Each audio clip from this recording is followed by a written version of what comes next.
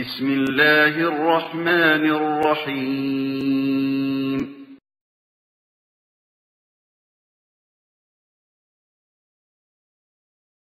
கஸ்ர் செய்றோம் பிரயாணத்துல வந்து நம்ம சுருக்கி தொழுகிறோம்.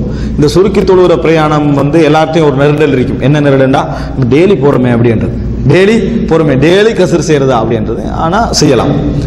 ஏன் அது செய்யலாம் அப்படின்னு சொன்னால், ரசூலுல்லாஹி ஸல்லல்லாஹு அலைஹி வஸல்லம் இந்த சட்டத்தை சொல்ற சமுதாயம் வியாபார சமுதாயம் தான். சிரியாவுக்கு போறதும் யமனுக்கு போறதும் வர்றது, இதுதான் அவர்களுடைய அதாவது வியாபார சமுதாயமாக இருந்தார்கள்.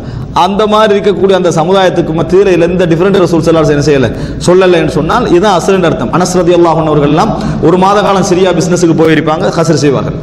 கஸ்ர் அங்க தொடர்ந்து செய்வார்கள் என்ற செய்தியை பார்க்கிறோம். அப்ப இது எங்களுக்கு எதை சொல்லுகிறது என்றால், ரசூலுல்லாஹி ஸல்லல்லாஹு அலைஹி வஸல்லம் பிரிக்காம இதை சொல்றாங்கடா அது எல்லாருக்கும் உள்ள அம்சம் தான், எல்லோருக்கும் உள்ள அம்சத்தான். அதுக்கு நம்ம நெருடல், மனதுக்குள் நெருடல் வரும்.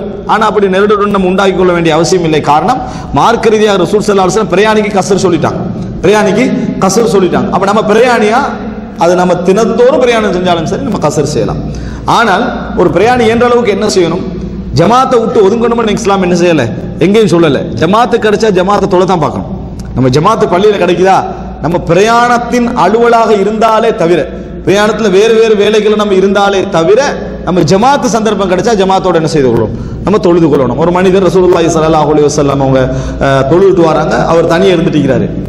ஏன் எங்களோட மாமனாக்கர் துசல்லிமான எங்களோட ஏன் தொழலைன்றான், சல்லைத்து ஃபிர் ரஹல், நான் அங்க தொழுவிட்டேன்டான், அதாவது என்னது வீட்டிலே தொழுவிட்டு வந்துட்டேன் அப்படின்னா. ரசூல் ஸல்லல்லாஹு அலைஹி சொல்றாங்க, நீங்க தொழுவிட்டு வந்தாலும் ஜமாத்தை கண்டீங்கன்னா திருப்பி தொழுகு, ஃபைன்னஹா தகூனு லக நாஃபிலா, அது உங்களுக்கு நஃபிலாக அமையும்னா. தொழுகிறது கடமை, கூலி நஃபில்.